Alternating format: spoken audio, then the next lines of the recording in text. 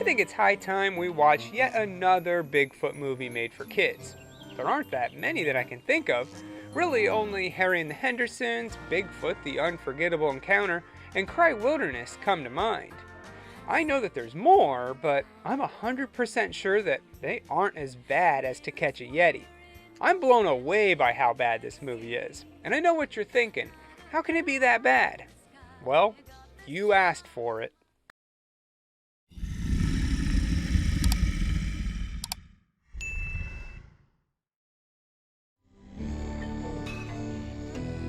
First off, after watching the entire movie, I have to say the best part is definitely the opening credits.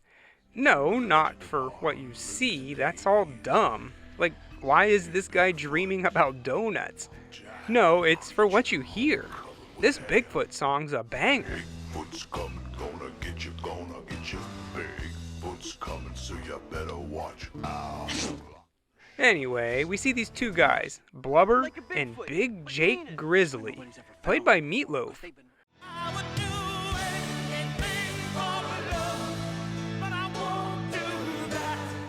They're looking for the ever-elusive Yeti, and, as luck would have it, they found it. But what is this thing? Why is it so small? I just don't get it. I mean, yeah, he has big feet, but could you really not afford an actor in a suit? Actually, I'm sure this puppet was twice as expensive as a guy in a suit. I just don't get it. Anyway, after a dumb chase scene, the Yeti ends up falling into this tent, which belongs to a group of climbers, Dave and Mike. They talk for a little bit, then the climbers pack up their things and head home. But little do they know, they have a stowaway. Back home, we meet Dave's family, Kate and Amy. After he settles in from the trip, he tells Amy he brought her home a present. When she goes to look for it, surprise, it's the Yeti. She screams, they all go running and see the terrified creature in the corner. Everyone's confused. Dave brought his daughter home a doll, not a living Yeti. Well, after feeding the thing some food, the creature warms up to the family. And they're all left wondering, just what the heck do they do now? Meanwhile, Grizzly talks to Mr. Sturgeon, some rich guy that hired him to catch the Yeti. He plans on giving it to his spoiled son, Wesley. Anyway, Grizzly's empty-handed, but he promises Sturgeon his kid'll have his Yeti in 48 hours. The man I hired to find you a Yeti. So where is it? Back to the family, we see that the creature isn't doing so well. He isn't adjusting to the warm weather, so they need to feed him some ice cream and leave him in the fridge for the night. With the door open? Come on, are you trying to double your electric bill and spoil all your food? Because that's how you do it. Well, the next day, Amy's tasked with cleaning up her new pet, and all the typical hijinks that you would expect are there. He eats the soap and burps bubbles, you know, that kind of stuff. Something that would make a 4-year-old laugh, but not me. Really, the only notable thing that happens here is that Amy gives her new friend a name, Hank. So there's that.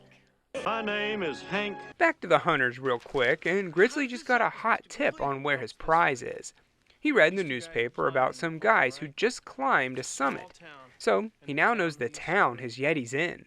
In the same article, he reads that Mike is a cop and Dave owns a camping goods store.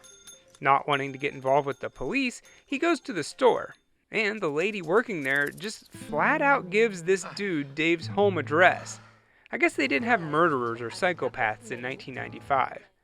Anyway, Grizzly shows up at their home and literally breaks in, steals the Yeti, and locks Amy up in the basement. Amy's parents find out about this random dude asking where their home is and rush over to free her. She got the license plate of the Yeti kidnappers, and I mean, they did break and enter, but at the same time, the family illegally smuggled an animal into the United States. So they aren't going to get much help from the law. Amy's parents tell her to just forget about Hank, but we know that that's not going to happen. She did hear that the plates belong to Mr. Sturgeon, so she gets a bus ticket and heads to New York City. But is she too late? Grizzly's already at their house, and they gave the snot-nosed kid his new pet, which obviously he's not too happy with. That's not a Yeti. I hear you, kid. This isn't a Yeti. But he takes it anyway and proceeds to torture the poor thing by making him watch him dance and shooting the creature with balls. I think I'd rather be waterboarded. I do have to point out, what is Wesley wearing? He looks like a 1940s mobster. Okay. Dave and Kate catch up with Amy, who just so happens to be crying in front of the Sturgeon's house.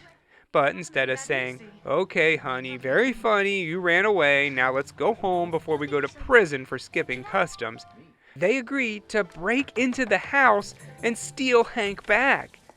Dave pretends to be a customs agent and yells at the family, saying that they're in big trouble.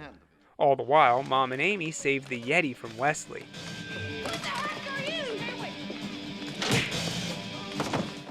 They all run around a bit, the family knocks over Grizzly, and it's chaos for a bit. But eventually, Amy and the Yeti are free, Mom and Dad lose their daughter, and Grizzly's tasked with finding the creature if he wants to get paid. Amy runs to Central Park. The Yeti skateboards for a while. Again, I just keep telling myself this is a kid's movie. It's not made for me, but it's not helping. It all ends up at the train station, where Amy meets back up with her parents. They manage to get onto a train and lose Grizzly. But, I mean, he knows where they live. They gotta come home eventually. Back at the Sturgeon's house, Arnold offers Grizzly a $100,000 bonus if he takes Wesley with him to bring back the Yeti, which sounds like an expensive babysitter, but the Sturgeons are happy to pay it for even one night away from their crazy kid. While they get ready to go, they notice that there was a photo in the Yeti's jacket, the one that he was brought in wearing. It's a picture of the Bisto family at a cabin in the Adirondacks. Going to the Adirondacks. Oh, I'm sorry, Adirondack Mountains. Knowing the family won't go home, that's their next destination. But once again, just look at what Wesley's wearing. What, is he a Russian soldier now? Well, after going to each and every cabin on the lake, they eventually find the right one. Wesley wants to go right now, and man, he's out for blood. The little girl's mine, remember? But Grizzly tells them that they're going to have to wait until the family's asleep to make their move. That night, Amy hears them enter, and while her dad confronts Grizzly for breaking in, she escapes out the window. Knowing that she got his prize, Grizzly offers her a deal: her family's lives for the Yeti. So Amy hands over the animal and goes home with her family, because she knows that her mom and dad love her, and that a dumb Yeti puppet isn't worth all this. What? No? That's not what happened? Oh, okay, well, it must be nice to know that your daughter cares more about an animal she just met 2 days ago than her own parents. Anyway, Wesley sees Amy and he takes off, and I guess he's gonna kill her. But she tricks him and he falls into a hole. Then she hits him over the head with a shovel. I love a good shovel hit. Next, Amy climbs up to the chimney and smokes everyone out. But instead of freeing her parents, Grizzly's just like, okay, let them die, see if I care. But really, Amy has a plan. While she's doing that, Hank is inside freeing Mom and Dad. When they get out, Dave punches Grizzly in the face, but come on, the man was in Fight Club. He can take a punch, but not the butt end of a rifle to the face.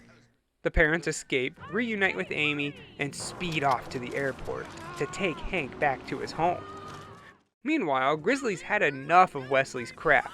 He stops the car, gets out, and literally throws the kid into a snowbank, where he stays for the rest of the movie. The family get their plane tickets and wait in line at security, saying that Hank is just Amy's stuffed animal, which probably wouldn't have worked, but right then Blubber sees the family.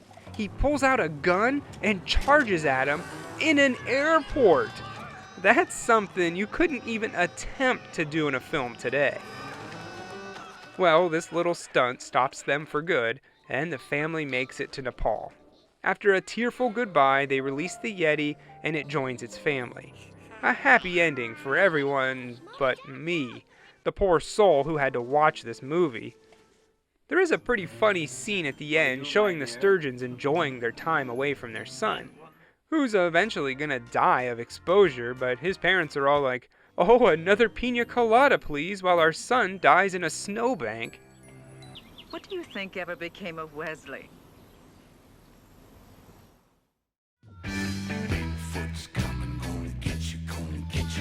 And that was To Catch a Yeti. And it was pretty bad. I actually suffered through this movie a second time to show it to my 4-year-old, just to see if the targeted audience would like it. And nope, he stopped paying attention and went outside to watch the grass grow, which is admittingly more interesting. I don't even know where to start here. There must have been a reason why they used a small puppet instead of a guy in a suit. Was it budget?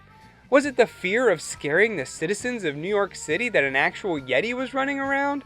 Because this surely wasn't presented to someone and they thought, yes, that's it, let's go with a big-footed Mogwai. But even saying that is an insult to gremlins. The only standout talent here is Meatloaf, but it's like they didn't give Mr. Loaf a script.